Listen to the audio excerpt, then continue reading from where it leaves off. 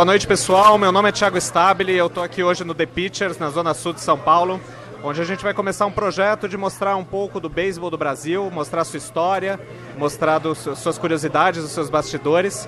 E a gente está aqui hoje em parceria com The Pitchers, com a Extreme Sports TV e com a Tendance, para fazer o primeiro desses programas aqui que a gente pretende trazer para vocês através do Facebook. E não teria maneira melhor de começar a falar da história do Brasil, da história do beisebol no Brasil, do que com Kleber Ojima, que está aqui hoje do nosso lado. Kleber, é um prazer estar aqui com você, é um prazer fazer essa homenagem para você e a importância que você teve no beisebol do Brasil. Obrigado e boa noite. Boa noite, Thiago. Boa noite, Extreme Sports. Eu estou muito feliz por estar aqui hoje. Eu imagino que é uma oportunidade de divulgação do esporte e de poder mostrar um pouco do que foi da história do beisebol. Algo que a gente... eu estava conversando com meu irmão e com outras pessoas também. Tem muita gente hoje que gosta muito de beisebol, mas por falta de divulgação do esporte não conhece muito da história. Eu acho que esse campeonato de 2003, Jogo Brasil e Cuba e outras coisas mais, foram coisas que aconteceram que fazem parte da história do beisebol brasileiro. E eu acho que é muito importante a gente conseguir passar isso um pouco para as pessoas que estão chegando hoje e que amam o esporte também como a gente. Você começou a falar já do campeonato de 2003, do campeonato mundial de 2003, onde você foi eleito o melhor arremessador destro da competição. E eu queria que você contasse um pouquinho desse campeonato. A gente vai passar um pouco do jogo contra Cuba. Talvez esse jogo tenha ficado famoso, né, por conta do desempenho da seleção brasileira. O Brasil chegou a estar ganhando na nona entrada e acabou sofrendo os pontos de empate e a virada de Cuba ali na parte baixa da nona. Mas foi um jogo bastante marcante por conta da potência que era Cuba e de quanto a seleção brasileira conseguiu segurar o ataque ali por bastante tempo e ter o desempenho principalmente. O quanto esse campeonato foi um divisor de águas ali para você, né? O quanto a tua carreira profissional de fato começou depois daquele campeonato? Bom, na minha vida pessoal, o campeonato me deu a oportunidade de poder jogar o beisebol profissional de Taiwan. Eu nunca tinha participado de uma liga profissional e graças ao Mundial pude ir para Taiwan no ano seguinte, no ano 2004, e jogar durante um ano na liga profissional de Taiwan. Legal, eu tô aqui com o Taka também. O Taka é teu amigo pessoal de bastante tempo, né? Vocês tiveram juntos. Taka, vai lá, boa noite. Boa noite, Thiago, boa noite, Kleber. Pra gente do The Pitchers é uma honra estar aqui com o Kleber, homenagear ele, né? Mostrar um pouquinho da história que ele tem, valorizar um pouquinho da história do beisebol brasileiro. Queria agradecer a presença do Kleber, a presença do Thiago também, da Tendência, que também está apoiando essa nossa ação, né? Agradecer o Amarelo, que não mediu esforço para fazer isso tudo acontecer. E para nós é uma honra, uma satisfação fazer essa ação para valorizar o nosso esporte que a gente tanto ama. A gente está aqui na página do The Pitchers fazendo a transmissão. No canto direito da tela vocês conseguem ver as imagens daquele jogo contra Cuba. A gente conseguiu recuperar um pouco daquele jogo. Vocês vão conseguir ver as bolas do Kleber aqui, que estavam bastante afiadas naquele dia. E vocês podem participar pelo Facebook com a hashtag #SomosThePitchers. Então a gente vai fazer um concurso cultural daqui a pouco com algumas perguntas que a gente vai fazer no decorrer do programa. E vocês podem mandar também suas perguntas, participações, comentários aqui que vão ser bem-vindos. Daqui a pouco a gente vai dar uma olhadinha no que tem no Facebook lá. Kleber, fala um pouquinho mais pra gente. O desempenho do Brasil nesse campeonato foi muito bom. A gente vinha de um campeonato bom já no Pan-Americano de Santo Domingo, onde a gente tinha ganho da equipe do Panamá mais de uma vez. E depois a gente foi para o Campeonato Mundial, onde a gente conseguiu ganhar da Holanda, e a seleção brasileira conseguiu ter resultados expressivos, né? A Holanda vinha do campeonato europeu recente, era atual campeã europeia. Como é que foi esse campeonato para vocês? O quanto vocês se sentiram preparados? Enfim, conta um pouquinho da história da preparação dele para a gente, por favor. Eu acredito que o Pan de Santo Domingo foi como se fosse foi muito importante para a gente conseguir enxergar o que era preciso fazer para conquistar essas vitórias que a gente teve no Mundial. Os jogos que a gente teve no Mundial, principalmente frente ao México e a seleção de Holanda, que eram potências, são até hoje potências mundiais. Foram jogos que a gente só conseguiu a vitória graças à motivação que a equipe já tinha e que vinha trazendo de experiências passadas, né? Não só no Pan-Americano de 2003, mas como jogos anteriores e tudo que a gente passou, desde as categorias de base até a gente chegar ao ano de 2003, né? Foi um aprendizado a longo prazo que a gente teve, que a gente trabalhou. Foi uma geração que sofreu muito por falta de incentivo também, mas por outro lado aprendeu muito e correu atrás para um dia poder enfrentar equipes como essas no Mundial de 2003 e poder acreditar que vencer equipes de ponta era possível, coisas que, né, a gente não tinha nem essa pretensão há anos anteriores, né? E aquele jogo contra Cuba começou a ser construído antes, né? O Taka estava contando uma história aqui mais cedo que eu queria que ele compartilhasse com a gente também. Kleber, nesse tempo que a gente trabalhou junto, né? Eu era como se fosse um fã trabalhando com o meu ídolo do meu lado, e aí eu tive essa oportunidade de perguntar sobre muitas histórias, né? E você me compartilhar muitas experiências comigo. E uma delas que foi marcante para mim foi uma vez que você me contou que naquele Mundial, vocês jogaram o Pan-Americano um mês antes e você arremessou contra Cuba também. E você arremessou 5 entradas muito bem, mas no decorrer da partida começou a soltar umas bolas um pouquinho mais altas na zona de strike e que os rebatedores cubanos começaram a aproveitar. E conta pra gente como que foi essa mentalização antes para você ter feito esse histórico contra Cuba, né? O que você imaginou para esse jogo acontecer? Bom, eu tive a oportunidade de jogar no mesmo ano 3 vezes contra a seleção de Cuba. Como o Taka falou, no ano no Pan-Americano de 2003 eu tive uma boa atuação contra Cuba, porém falhei em alguns arremessos e que ficaram na minha memória como um feedback para que isso não acontecesse de novo. Eu passei, então, no mesmo ano eu tive a oportunidade de jogar durante um mês no Japão, numa equipe semiprofissional do Mitsubishi Hiroshima, e na volta do Japão eu já estava me preparando para poder participar do Mundial em Cuba. Nesse período, enquanto estava dentro do avião, foi um momento que talvez eu tive tanto tempo, que a viagem é tão longa, que eu tive um tempo para mentalizar alguma coisa que eu acho que foi essencial no resultado do Mundial. Eu comecei a pensar que eu estava numa fase muito boa, era a minha melhor fase no beisebol. Tinha enfrentado Cuba e tinha conseguido um bom resultado, apesar de que não tinha vencido, mas eu sabia onde tinha errado. Quando joguei no Japão, também consegui êxito nos jogos contra os japoneses. Na minha cabeça ficou marcado que eu consegui enfrentar 2 das maiores potências do mundo no esporte, e quando eu encaixava meus arremessos, eles não conseguiam rebater. Então eu comecei a mentalizar muito forte isso. Passei a pensar, se eu acertar todos os meus arremessos, nenhum jogador no mundo pode rebater. É como se fosse um bom batedor de pênalti, né?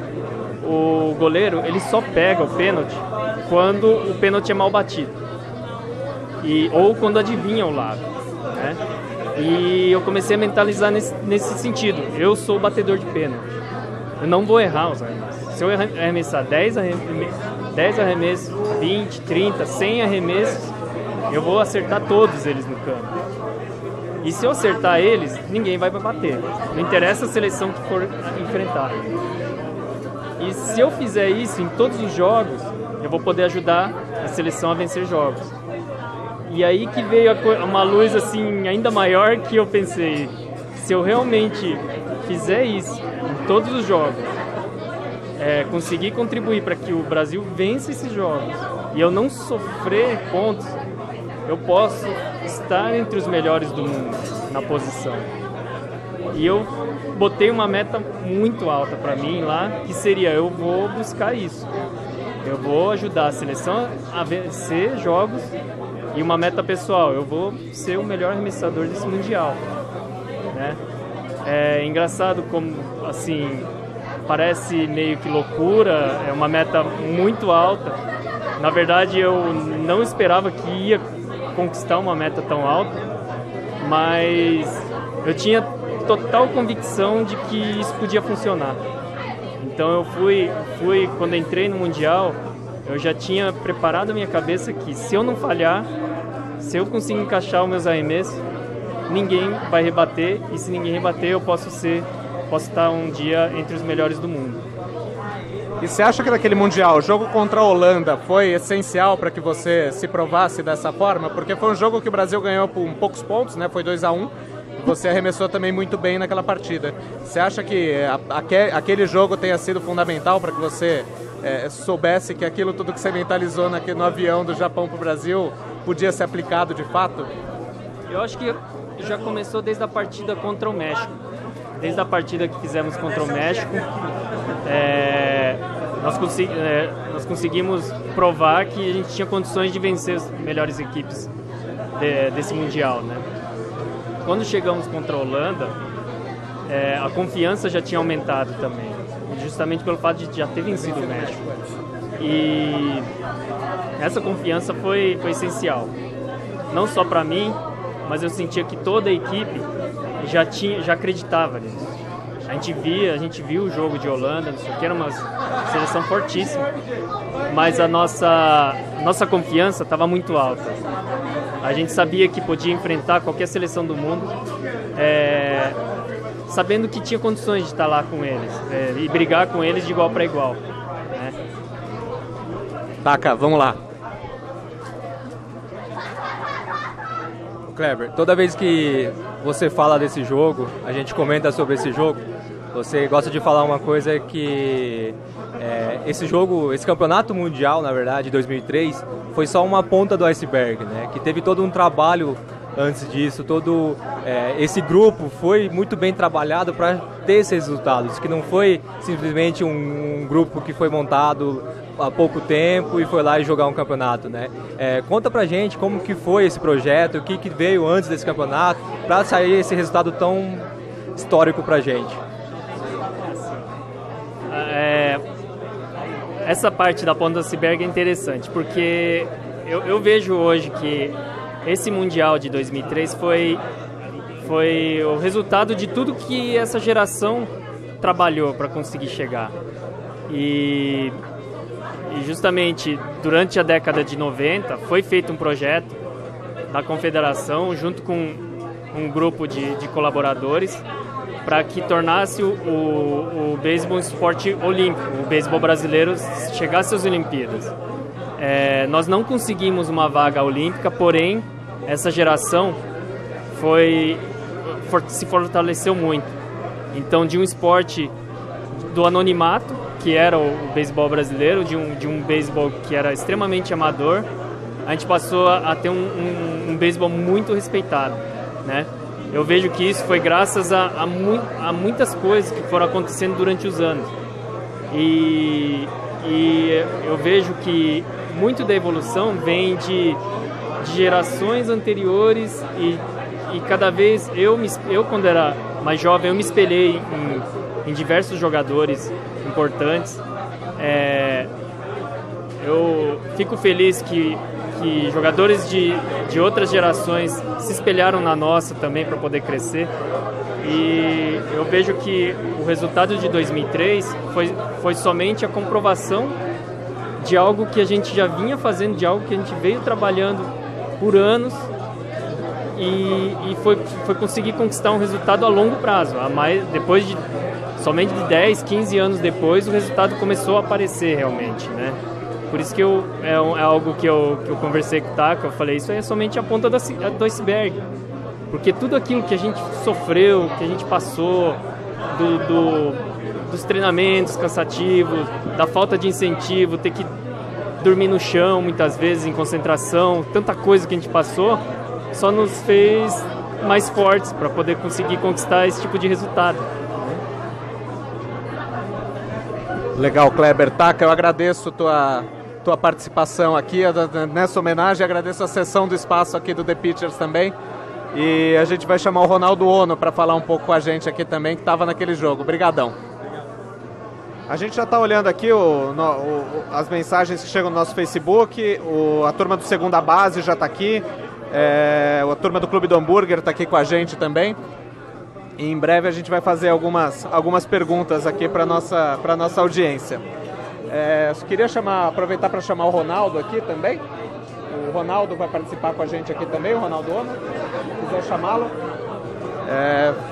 Enquanto a gente espera o Ronaldo, Kleber, eu queria que você falasse um pouquinho do tempo que você passou em Taiwan. É uma experiência completamente diferente, um país que tem poucos brasileiros e você morava longe do centro ali e tudo mais. Como é que é morar num lugar tão longe assim para viver da profissão que você escolheu, que talvez não seja tão fácil assim no Brasil, a gente tem que procurar lugares mais longe para fazer isso. Queria que você falasse um pouquinho de como é que é viver longe de casa para viver o seu sonho, viver a sua profissão. Olha, foi bem interessante, porque Taiwan era um local que ninguém tinha chego ainda para jogar a Liga Profissional de Taiwan. Não tinha nenhuma informação sobre a Liga de Taiwan. Tinham muitos jogadores que já tinham chego na Liga Profissional, mas em Taiwan realmente não tinha ninguém. Eu acho que foi uma oportunidade única. Lá a Liga Profissional de Taiwan tinha um nível muito bom e a pressão para jogar na Liga de Taiwan era muito grande, porque era uma liga onde os adversários, a comissão técnica cobrava muito resultados imediatos. Então, basicamente, a gente tinha que matar um leão todo dia. A pressão era muito grande para jogar lá. Porém, foi muito importante para que também eu enxergasse o esporte por um outro ângulo, pelo fato de eu nunca ter participado de uma liga profissional. Realmente, como você falou,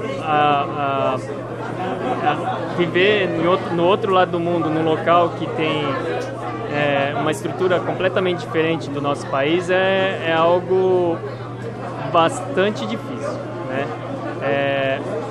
Por mais que foi numa época que eu tive muito sucesso na liga, foi um momento bastante difícil, porque você passa a sair de uma rotina de estar sempre com amigos, de pessoas queridas, pessoas que você ama, para estar num lugar que ninguém te conhece e com costumes, com cultura diferente. Por outro lado, isso é muito enriquecedor, né? Eu acho que me ajudou muito a ser uma pessoa melhor também, porque pessoalmente foi muito importante, né? Porque me tornei uma pessoa que consegue enxergar um pouco mais longe, né? Consegue enxergar um pouquinho diferente do que se eu tivesse aqui, não tivesse saído do país. Legal. Queria aproveitar o Ronaldo Ono, que está aqui com a gente também. Boa noite, Ronaldo. Obrigado por participar aqui com a gente. Voltar a falar um pouquinho daquele jogo contra Cuba que a gente está vendo as imagens ali. Você estava lá. Oi? Eu não estava. Mas ele participou de todas as seleções que a gente teve. Você foi capitão da seleção brasileira por bastante tempo também. Como é que foi? Qual que é a importância daquilo para você? Qual que foi a importância daquele jogo que você entende que o beisebol capitalizou depois com a própria participação no World Baseball Classic em 2003? O quanto o beisebol se desenvolveu depois daquilo, na sua opinião? Eu sou de uma geração onde nós começamos assim, da base mesmo, né? Minha geração nunca pensava em disputar de igual a igual com Cuba, né? E graças ao Kleber e outros arremessadores que a gente realmente pôde ter nessa época, a partir desse jogo, nós viramos competitivos e provamos para o mundo que a gente podia ganhar de qualquer equipe. Tanto é que depois desse jogo, conseguimos ganhar de equipes como Venezuela, Nicarágua, que a gente nunca tinha ganho também, né? Panamá, Estados Unidos. Então, realmente, esse jogo foi um marco assim, que mudou realmente o beisebol brasileiro. Chegou a filhinha do Ronaldo aqui, que quer participar da transmissão com a gente também. Vai jogar softball em breve aqui. Vai jogar softball em breve também? Fala assim. Não, acho que vai, hein? Acho que o papai vai te dar uns bons conselhos aqui daqui a pouco. Falando um pouco sobre o desempenho mais recente do Brasil, o Brasil conseguiu colocar alguns jogadores na liga principal americana, japonesa.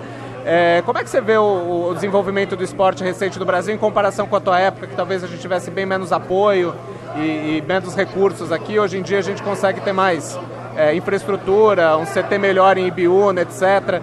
Quanto a gente tem hoje de possibilidade de colocar cada vez mais jogadores nessas maiores ligas e formar uma seleção brasileira cada vez mais forte? Bom, como você disse, realmente o CT Yakult, acho que foi o diferencial também para a história do beisebol brasileiro.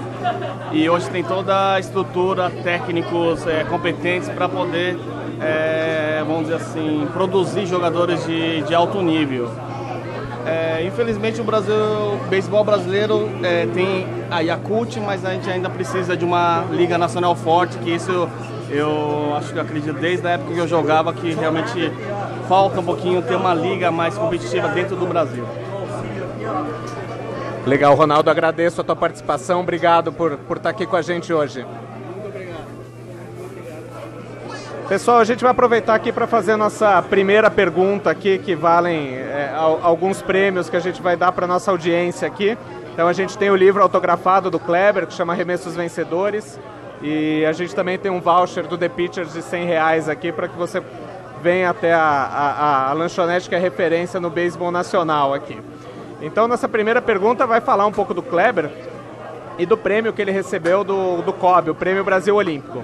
Então a gente quer saber que ano que o Kleber venceu o Prêmio Brasil Olímpico pelo COB, né, como destaque em beisebol. Vocês podem colocar na página do The Pitchers aqui, nos comentários do vídeo, com a hashtag SomosThePitchers, e dar a resposta aqui. O primeiro a responder corretamente vai levar o prêmio, que é o livro do Kleber, o Arremessos Vencedores, aqui já autografado pelo Kleber. Kleber, a gente estava falando um pouquinho da tua experiência em Taiwan, e depois você jogou um tempo também, semi-profissionalmente, profissionalmente no Japão.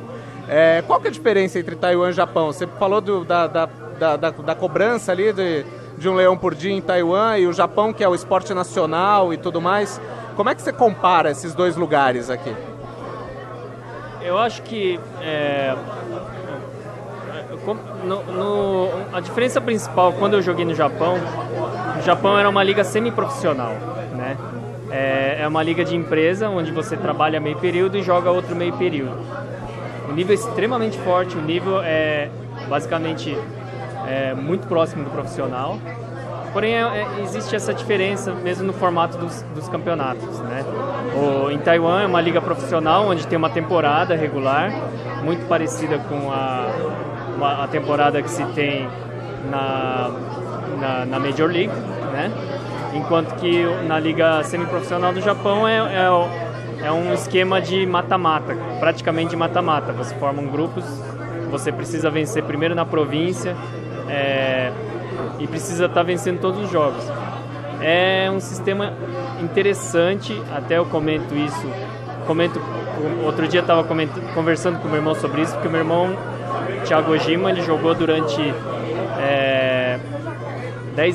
7 anos na liga semiprofissional no Japão, e a gente estava comentando que uma grande diferença era o fato de que no profissional, você jogando uma temporada, muitas vezes existem aqueles jogadores de temporada e jogadores de pós-temporada, que a gente está acostumado a ver na Major League. Enquanto que numa liga semiprofissional você não tem essa chance, porque é como se fosse uma pós-temporada toda vez. Todo jogo. Então, é um beisebol muito mais tático, né? Você precisa achar um meio de vencer, mesmo tendo somente uma oportunidade, né? Vejo isso, esse tipo de sistema é muito importante, eu acho, para resultados futuros no beisebol brasileiro. Porque toda vez que a gente vai participar de campeonatos como um pré-olímpico, um mundial ou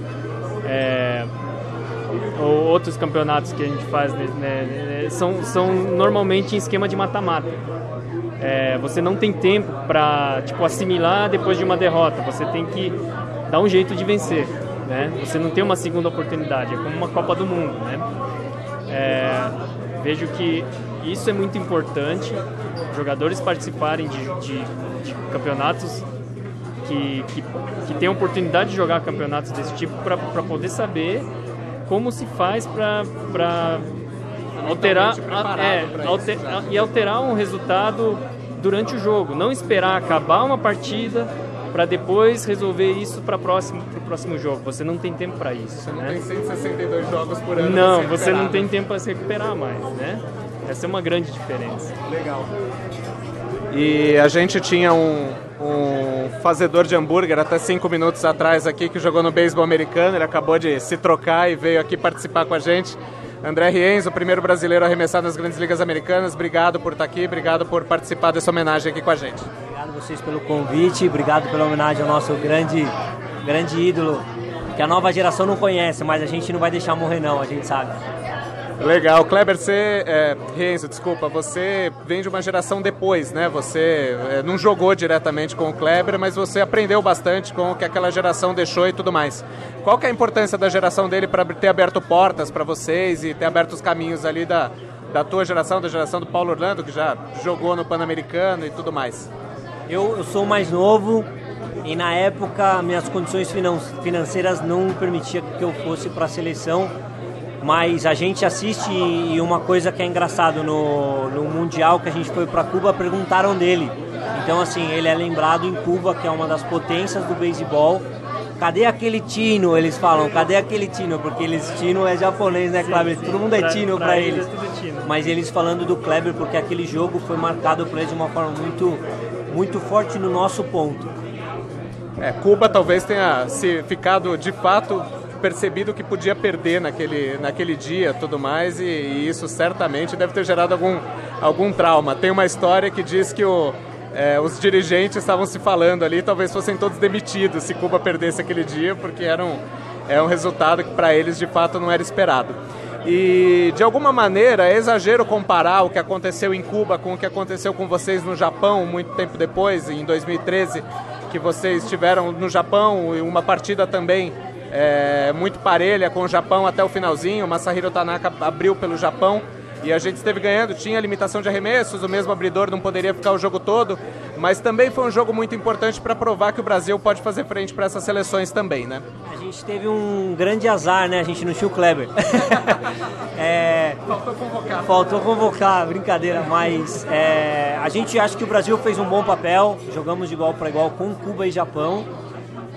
E tinha assim, algumas limitações que naquela época não tinha, limite de arremesso, é a nossa sorte também, senão um do Japão ia arremessar 2 jogos, né? Mas acho que fizemos bons jogos e também marcamos um pouquinho ali. Legal. Rienzo, agradeço a tua participação também, muito obrigado por participar aqui com a gente dessa homenagem aqui ao Kleber. Imagina, eu que agradeço, mais uma vez obrigado pela homenagem, vou voltar pra chapa ali. Prepara lá que daqui a pouco a gente termina aqui, a gente vai estar com fome, a gente precisa de um chapeiro, de bons chapeiros lá trabalhando. Kleber, eu queria falar um pouquinho mais sobre os campeonatos brasileiros e nacionais que você disputou, né? A gente tinha campeonatos talvez menores algum tempo atrás, e hoje a gente tem a Taça Brasil, tem alguns campeonatos de desenvolvimento, a gente já tem alguns campeonatos.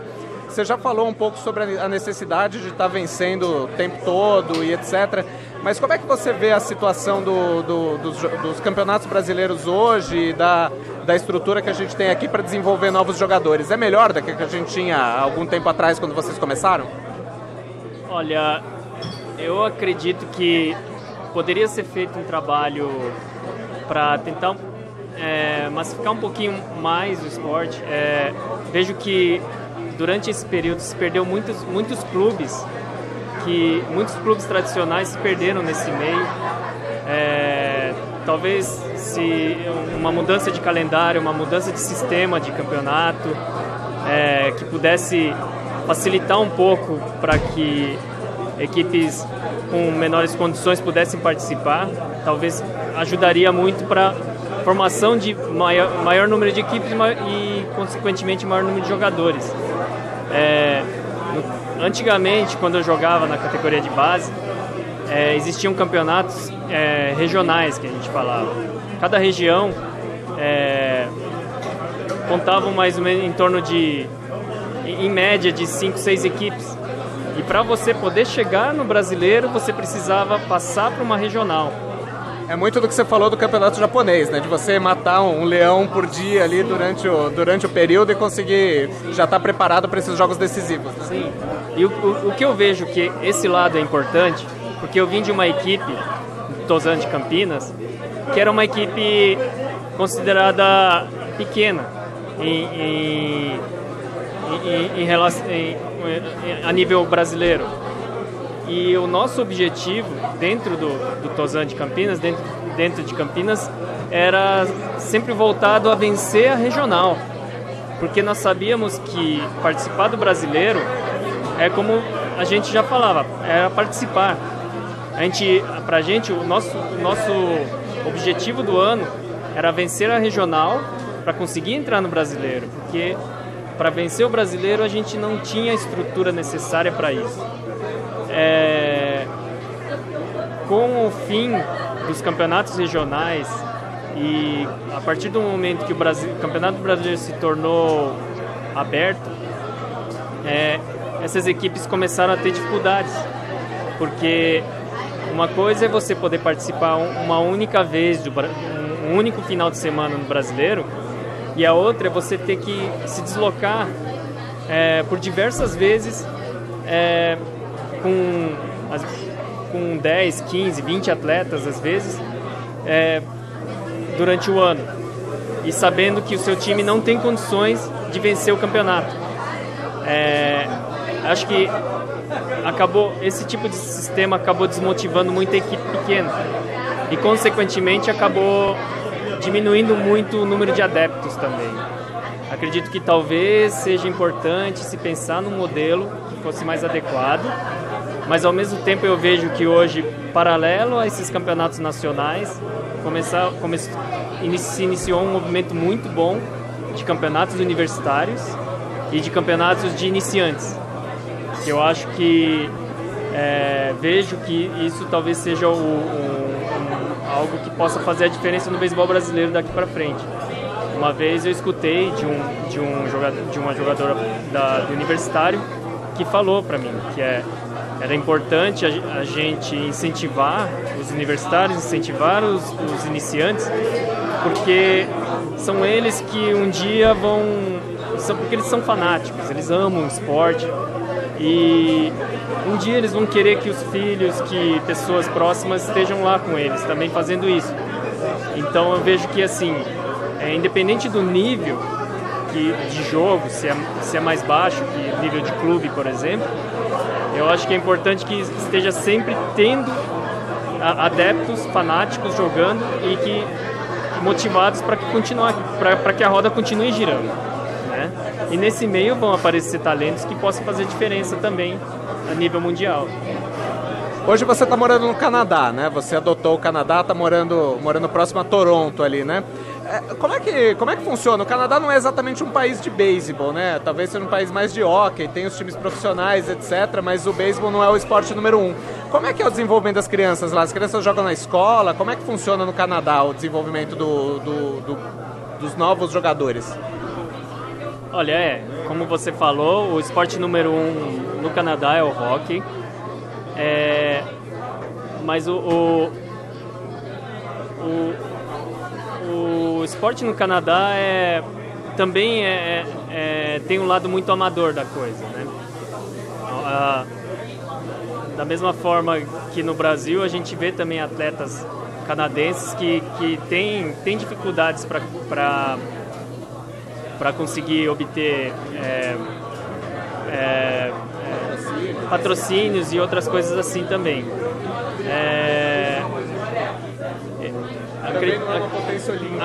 Acredito, não, sim, não, o Canadá é muito forte. O Canadá, ele venceu não me recordo se foi a última Olimpíada, mas é uma potência mundial no esporte, né? Mas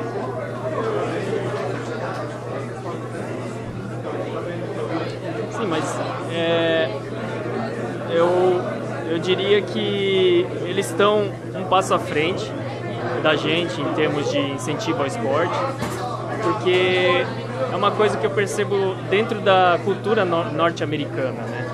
Eles gostam de ir em eventos, mesmo às vezes não conhecendo, eles procuram incentivar. Por esportes novos. Sim, eu acho que assim é uma cultura deles, né? Que eu acho que eles procuram incentivar o esporte, mesmo não sendo tão popular.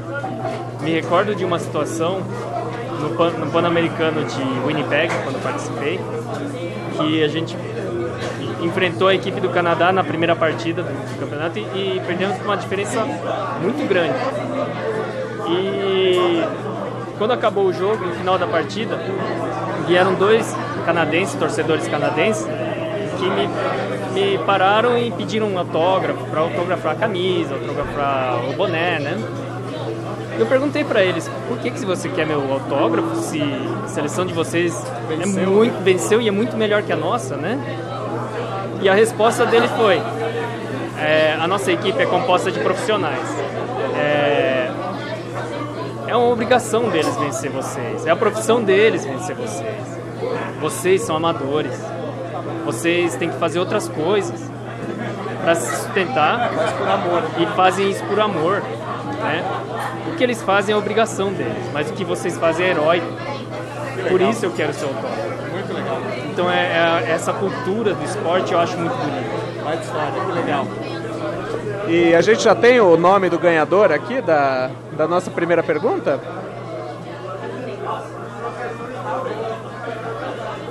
A gente ainda vai levantar aqui o nome do primeiro a responder corretamente aqui a nossa pergunta. Enquanto isso, Kleber, só para a gente falar um pouco da perspectiva olímpica, né? O Brasil volta a disputar uma vaga, o beisebol volta a ser olímpico em Tóquio em 2020, até por ser o esporte nacional. Você conhece bem como é que é o fanatismo lá do torcedor japonês. Como é que você vê a possibilidade da seleção brasileira? Um pré-olímpico muito difícil, tem umas seleções muito fortes aqui nas Américas, mas como é que você vê a possibilidade do Brasil classificar para ser o representante da primeira Olimpíada? Olha, vejo que hoje o Brasil tem tem jogadores muito competitivos, né? Nós temos hoje atletas de alto nível, temos hoje jogadores na Major League, algo que não tinha na nossa geração. Porém, a gente sabe das dificuldades e ao mesmo tempo de que outras seleções que vão procurar a vaga olímpica também são extremamente fortes. A possibilidade existe, mas precisa ser feito um trabalho. Não adianta somente formar uma seleção com nomes fortes e querer juntar de última hora e querer achar que isso vai ser suficiente para vencer uma partida. Eu acho que, da mesma forma que foi feito com a nossa geração, que foi um trabalho de longo prazo, de 10 anos, que é uma geração que veio jogando junto e que o resultado só foi aparecer muito tempo depois, eu acho que deve ser pensado nisso também, um programa olímpico para essa nova geração, para que não seja simplesmente um grupo de bons jogadores, mas sim uma seleção de verdade, ser um grupo que possa fazer a diferença num momento difícil. Entra toda essa parte que a gente estava falando, aprender a jogar mata-mata.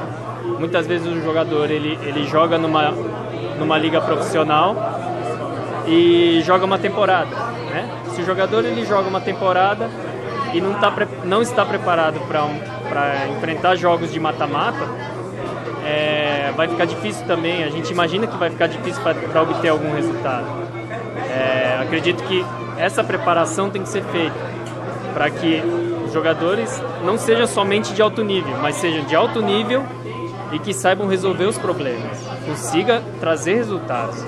Só jogar bem não adianta, nesse caso, né? Precisa...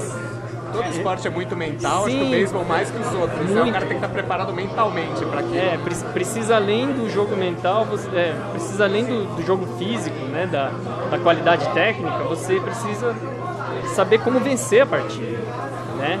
Eu acho que essa é algo que precisa ser pensado. Hoje nós temos realmente o respeito dos adversários. As pessoas sabem que o Brasil tem hoje uma equipe com um grande potencial, mas agora daqui para frente é pensar em como vamos fazer para vencer. Né? Tem que ser feito um trabalho para que o time se torne uma equipe vencedora. Tem mentalidade de vencedor, não só bons jogadores. Na verdade que juntos, como você falou, não vão resultar num time vencedor, e sim bons jogadores juntos, na verdade, né? Faz todo sentido. A gente vai mostrar o André Rienzo fazendo hambúrguer aqui daqui a pouco. Dá para virar a câmera aqui ou ainda não? Ah, já tem o nome do nosso vencedor aqui. A gente vai trazer o nome de quem vai faturar aqui o livro do Kleber autografado aqui, o Arremessos Vencedores. A iniciativa desse livro veio sua, né? Você quis contar um pouco da tua história aqui, das tuas experiências, e aí você resolveu criar esse livro, que é engraçado que às vezes nem em esportes talvez mais famosos a gente tenha tanto, mas pela tua iniciativa aí a gente conseguiu ter esse registro histórico da tua carreira. Como é que veio essa ideia? Qual que foi a motivação para escrevê-lo? Bom,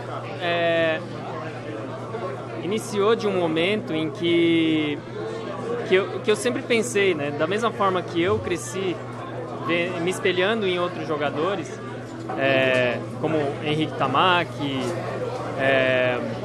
Joe Matsumoto e outros grandes nomes que passaram, né, no nosso beisebol, eu pensei que como eu tive a oportunidade de jogar em alto nível, eu sempre pensei em como eu poderia transmitir isso em uma escala um pouco maior do que somente de boca a boca, né? Via também muitos grandes jogadores, ídolos do passado, de gerações anteriores, né? Que simplesmente as pessoas não sabiam quem era. E eu achei que poderia fazer algo para que as pessoas entendessem um pouco mais da história do esporte, das dificuldades que a gente passa, né? E foi no momento em que eu estava em Mogi das Cruzes, o presidente do Mogi era o Masao Kusano, eu fui dar uma pequena palestra lá e ele teve a iniciativa de expor essa ideia. Né? Ele falou, por que você tem uma história tão rica, por que você não escreve um livro? Eu falei, boa ideia. Boa ideia. Eu só não sei como eu vou fazer isso, né? E ele me deu todo o canal, ele me trouxe hoje um amigo pessoal meu, que é Nivaldo Marangoni, que foi o escritor, né? A pessoa que escreveu o livro, e que nós nos encontrávamos toda semana para a gente ir montando todo o corpo da história, todas as histórias, né? A ideia do livro realmente foi para tentar trazer um pouco daquela coisa do que é que um jogador brasileiro passa, as dificuldades do que a gente passa e de tudo eu acho que assim, uma coisa que foi muito legal, muita gente veio falar para mim e falou, nossa, muito legal o seu livro, porque passa um filme na nossa cabeça também, porque no fundo a gente viveu realidades parecidas. As dificuldades são as mesmas, na verdade. Então eu acho que de certa forma eu consegui atingir o objetivo, porque a ideia justamente era tentar passar para as pessoas aquilo que dificilmente eu ia conseguir passar em larga escala, né? Aí com o livro isso facilitou bastante. É uma iniciativa que eu acho que é muito válido também, não só um livro meu, mas eu torço para que no futuro tenha livros de outras pessoas que tiveram uma história muito rica no esporte, né? Hoje temos aqui, hoje mesmo no The Pitchers, hoje tem muitos ex-jogadores aqui que muita gente de gerações anteriores desconhece, e tem uma história extremamente rica, né? Eu acho que isso não pode deixar... Não pode deixar morrer. É um registro que tem que ser passado, porque é uma forma de você contribuir para que novas gerações se espelhem nessas pessoas, né? Legal, a iniciativa de fato é muito legal. Eu li o livro, o teu livro esse fim de semana, inclusive, para lembrar um pouco da tua história aqui. De fato, as histórias são muito legais. Inclusive, quem ganhou o livro autografado aqui, o teu livro, é o Thiago Campos Magalhães. Parece que ele te conhece. E ele vai levar teu livro autografado, se é que ele já não tem, né? Então ele faturou aqui, foi o primeiro a responder corretamente a nossa pergunta, que o ano que você venceu o prêmio do COB de melhor beisebolista brasileiro, que foi em 2003, o ano do Mundial, na verdade, que você teve o melhor ano da tua carreira ali, né? A gente já está indo para a nossa reta final aqui de programa, e eu queria falar talvez de um torneio que tenha sido especial para você, não pela colocação, o Brasil ficou em 7º, mas muito pelo simbolismo, né, de jogar no Brasil, no Rio de Janeiro, no Pan-Americano aí do Rio. Como é que foi aquela experiência? Como foi jogar no Brasil, um torneio de tamanha importância, com seleções fortes e poder fazer isso no teu país, não do outro lado do mundo, como talvez você tenha ficado mais acostumado, ou no Caribe, onde o beisebol é um pouco mais famoso? Olha, jogar no Brasil tem um gosto especial, realmente, né? Eu acho que foi uma experiência um pouco amarga pelo resultado, porque nós entramos realmente para trazer uma medalha inédita a beisebol, né? Infelizmente ela não veio, mas ao mesmo tempo a gente tem a consciência de que a gente estava enfrentando equipes que eram mais tradicionais que a nossa, né? Mas é muito diferente você jogar dentro do país. Foi uma experiência única e que, apesar do resultado, é algo que eu guardo realmente com algumas boas recordações. É muito bom você jogar com uma torcida do seu lado, né? Pessoas que você conhece, né? A gente sempre jogou campeonatos no exterior, sempre com torcida contra, sempre sem aquelas pessoas queridas do seu lado, e lá de repente você olhava para a arquibancada e muita gente que está no seu convívio, né? Muitas vezes, mesmo você não conhecendo, mas vestindo a mesma camisa que você. Foi realmente muito gratificante. Apenas a gente ficou um pouco... o resultado não veio exatamente do jeito que a gente queria, mas foi uma experiência que eu guardo na memória assim para sempre. E aí eu queria aproveitar aqui a gente falar um pouco do Pan-Americano. Tem uma pessoa que não pôde estar aqui, mas gravou uma mensagem para você. A gente está preparando ali uma... Podemos colocar agora ou eu espero? Então vamos mostrar uma mensagem de um cara que estava com você no Rio de Janeiro e deixou uma mensagem aqui para você. Obrigado por divulgar nosso esporte e por homenagear toda essa galera que joga beisebol, né? Kleber, seu dia hoje está fazendo essa homenagem super bacana, né? Espero que você goste. Tudo de bom para você, meu irmão. Valeu. Um abraço. Paulo Orlando, jardineiro externo do Kansas City Royals, foi o primeiro brasileiro a ser campeão da MLB o ano passado. Ele estava naquela delegação, né? O menino joga bem, tem talento, né? Esse cara é incrível, né? É uma daquelas pessoas que a gente torce para que dê certo, né? Eu tive prazer de poder jogar no meu final de carreira, poder jogar contra e junto com ele na seleção. É um cara extremamente centrado, extremamente dedicado. É um cara que... É uma coisa que, assim, eu acho que é uma unanimidade de todas as pessoas que conhecem ele. Se tem alguém que merece estar no posto que ele está hoje, é ele, né? E tinha que ser ele. Eu acho que é engraçado, né? Porque no ano que ele foi campeão, no ano seguinte, que foi no ano de 2016, ele participou mais dos jogos do que no ano de 2015. Porém, o título veio no ano de 2015. É engraçado, né? Às vezes eu penso assim, como o destino quando o destino é justo, né, com a pessoa. Porque eu vejo que era uma pessoa merecedora. Não vejo hoje outra pessoa que merecesse tanto conquistar um título e conseguir tudo que ele está conseguindo hoje, né? Eu torço muito para o Paulo, espero que a carreira dele continue desenvolvendo e que ele ainda conquiste mais títulos, seja titular por muitos anos, marque a história dele que ele já marcou. A gente deseja que isso continue, que esse sonho nunca se acabe. E era difícil enfrentar ele já no começo de carreira? Ele rebatia bem ou você ainda deixava o moleque no chinelo? Não, nunca foi fácil enfrentar Paulo Landa, nunca foi fácil.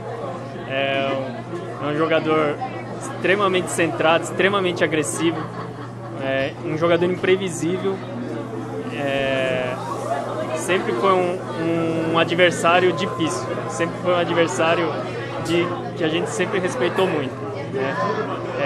É muito gratificante ver que um dia a gente conseguiu enfrentar um cara do nível que ele tem, né? Legal, Kleber. Eu gostaria aqui já ir para a nossa parte final aqui do programa, nossos agradecimentos finais. Queria agradecer de novo o The Pitchers aqui por ceder o espaço para a gente, Dan, Amarelo, Taka, todo mundo. O Rienzo fugiu, não vai fazer hambúrguer para a gente, mas o Dan aqui tá resolvendo o problema. A gente também não vai conseguir virar a câmera aqui para mostrar, mas enfim, eu juro que ele está fazendo sanduíche aqui na nossa frente. E quem está em São Paulo e mora em São Paulo deveria vir aqui, que de fato é o lugar do beisebol nacional aqui. Queria agradecer também a Tendance e a Extreme Sports TV, que permitiram que a gente fizesse esse evento. E agradecer finalmente, claro, o nosso homenageado aqui, o Kleber. Kleber, de novo, muito obrigado. Obrigado por ter vindo, obrigado pela tua participação e um recado final aí para a nossa audiência. Olha, eu agradeço muito a divulgação. Isso é muito importante para o nosso esporte. A gente fala, né? É uma ação conjunta isso. Eu acho que a iniciativa do The Pitchers e do Extreme Sports é algo que deve continuar. Eu acho que tem que ser uma corrente que a gente possa aumentar cada vez mais. A gente tem que trazer mais pessoas interessadas. A gente sabe das dificuldades porque é um esporte amador no Brasil, pouco divulgado. O brasileiro ainda não tem a cultura do esporte, só que a gente não pode deixar apagar isso. A gente tem que tentar trazer mais gente que esteja interessado em ajudar e que queira continuar isso, que mantenha essa corrente sempre forte, sempre ativa. Legal, Kleber. A gente vai conseguir mostrar o lanche aqui em homenagem ao Ojima. Tem um lanche especial que o Dan fez aqui. E vamos lá, Dan. O que vai no lanche em homenagem ao Kleber aqui?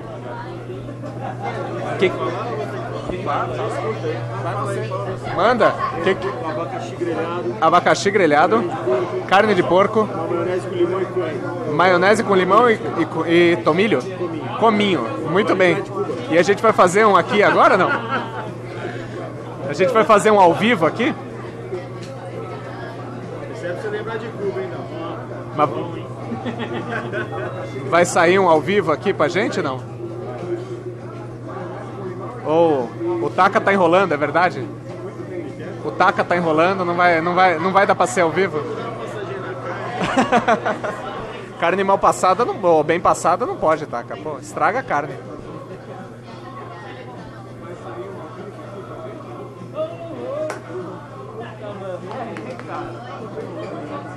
Aqui a grelha do The Pitchers, a gente vai narrar o lanche sendo preparado.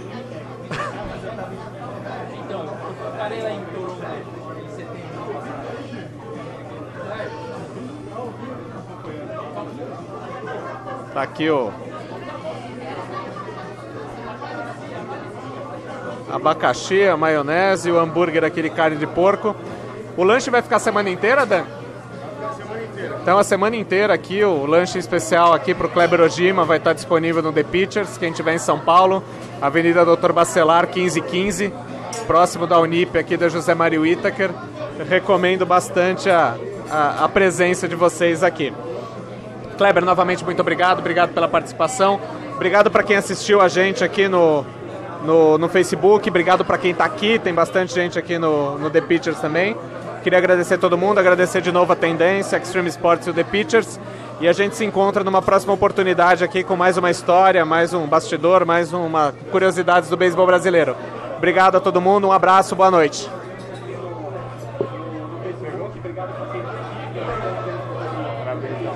Valeu. Pessoal, valeu aí. Desculpa as bobagens que eu falei. Não acredite, não. Cara, muito bacana.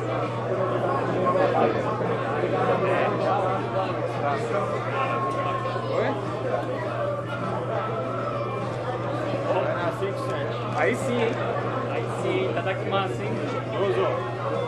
Ligação, hein, Thiagão? Vamos sair daqui. E aí? E agora? Entra na fila agora ou não? Oi? Agora a gente comenta uma cerveja. Agora é a parte boa, né? Kleber, de novo, obrigado. Valeu. Tesões aí, obrigado. Parabéns. Orgulho pra gente. Que agradece aí o incentivo aí. Pode vir. Sim.